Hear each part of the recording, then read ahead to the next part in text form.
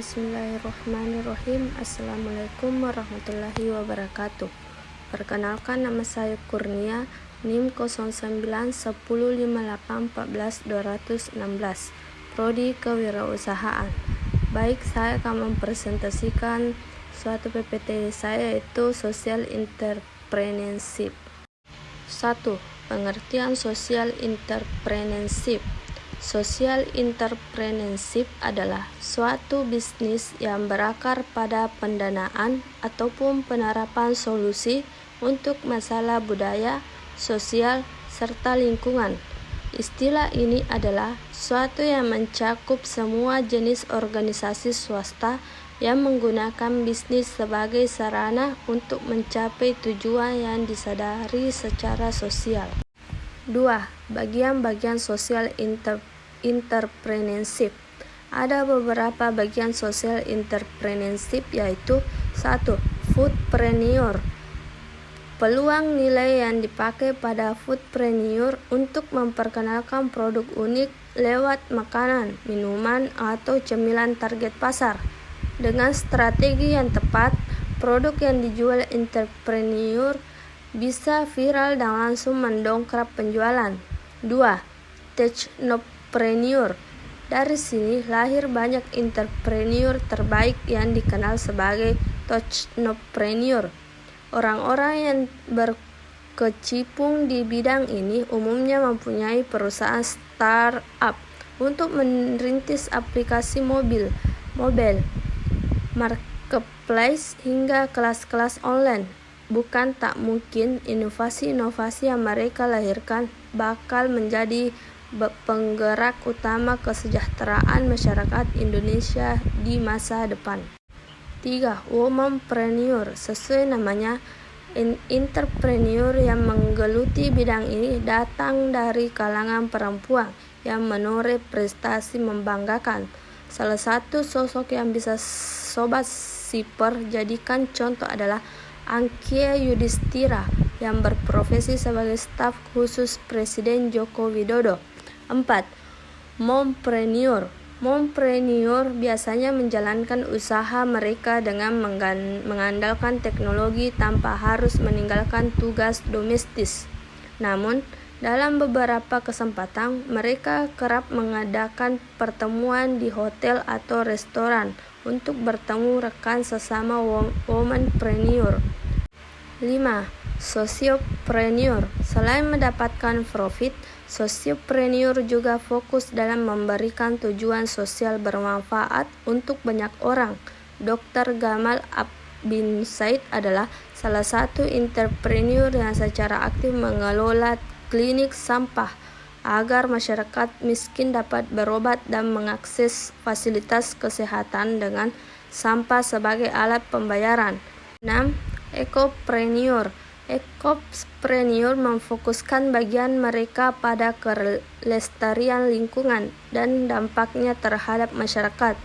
Beberapa di antara mereka memang tidak terjun langsung ke lokasi, tetapi tetap menjalankan misinya dengan menjual produk ramah lingkungan. 3. Tujuan dan manfaat social entrepreneurship. A. Tujuan 1. Dapat memudahkan masyarakat untuk mendapatkan pekerjaan yang mandiri. 2. Dapat membantu untuk meningkatkan jumlah pendapatan daerah karena banyak wirausaha yang sukses. 3. Meningkatkan semangat kewirausahaan di masyarakat. 4. Meningkatkan kesadaran betapa pentingnya kewirausahaan bagi masyarakat. 5. Meningkatkan kreativitas masyarakat agar menghasilkan produk yang inovatif. B. Manfaat. Mendukung pertumbuhan dan perkembangan ekonomi, meningkatkan kemampuan manajerial, meningkatkan standar hidup masyarakat. 3. Hubungan dengan organisasi sosial. Perlu kita ketahui bahwa kelompok sosial itu ialah kumpulan manusia yang memiliki kesadaran bersama akan keanggotaan dan saling berinteraksi. Sedangkan organisasi sosial adalah perkumpulan sosial yang dibentuk oleh masyarakat, baik yang berbadan hukum maupun yang tidak berbadan hukum, yang berfungsi sebagai sarana partisipasi masyarakat dalam membangun bangsa dan negara. Kelompok sosial memiliki banyak jenis dan dibedakan berdasarkan ada tidaknya organisasi, hubungan sosial antar kelompok, dan kesadaran jenis sebagai makhluk yang selalu hidup bersama-sama. Manusia membentuk organisasi sosial untuk mencapai tujuan tertentu yang tidak dapat mereka capai sendiri. 4. Organisasi komersial. Organisasi profit atau organisasi komersial merupakan suatu kerjasama yang dilakukan oleh sekelompok individu untuk menghasilkan laba. Organisasi ini disebut juga sebagai single entity atau satu kesatuan usaha pada lembaga yang berorientasi pada keuntungan. 5. Tahap-tahap social entrepreneurship. 1. Tahap pemulaan. Pada tahap ini, wirausaha harus mempersiapkan segala sesuatu termasuk proses melihat dan menganalisis peluang usaha yang akan dijalankan. Hal ini diawali dengan melihat peluang usaha baru yang mungkin, apakah membuat usaha baru, melakukan akuisisi, atau melakukan franchising. Selain itu juga memilih jenis usaha apa yang akan dilakukan. Apakah di bidang pertanian, industri, manufaktur maupun produk atau jasa. 2. Tahap pelaksanaan usaha. Pada tahap ini, wirausaha akan memulai berbagai hal terkait dengan usahanya. Contohnya adalah menentukan SDM, menentukan kepemilikan, dan merancang biaya. Selain itu, di tahap kedua ini bisa dikatakan akan sangat berpengaruh terhadap kemampuan seorang pemimpin, terutama dalam pengambilan keputusan dan risiko. 3. Tahap mempertahankan usaha. Di tahap mempertahankan usaha ini, seorang wirausaha biasanya akan selalu berusaha membuat strategi untuk menghadapi berbagai macam rintangan. Dengan begitu, bisnis atau usaha seorang wirausaha bisa terus mengalami perkembangan. 4. Tahap pengembangan usaha. Tidak sebatas mempertahankan usaha. Dalam kewirausahaan juga terdapat tahap pengembangan usaha. Tahap ini sendiri sebenarnya bisa dilakukan ketika usaha atau bisnis sedang memperlihatkan hasil yang positif. 6. Tantangan social entrepreneurship. 1. Leadership. Tantangan dari kewirausahaan sosial adalah permasalahan terkait dengan leadership atau kepemimpinan.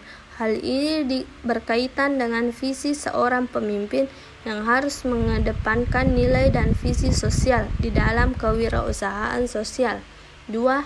Strategi. Tantangan lainnya adalah mengenai strategi dalam kewirausahaan sosial. Ini berkaitan dengan 3 poin penting yaitu alignment, leveraging, cross competition, dan partnering, di mana kewirausahaan sosial harus berjalan selaras dengan tujuan perusahaan. 3. Struktur. Kewirausahaan sosial masih berkutat pada permasalahan struktur manajerial. Artinya, sebuah kewirausahaan sosial harus membuat struktur organisasi dan manajerial yang jelas dan selaras dengan visi, misi, dan tujuan objektifnya. 4. Sistem. Sistem yang kokoh dan baik akan berkesinambungan dengan produktivitas kewirausahaan sosial.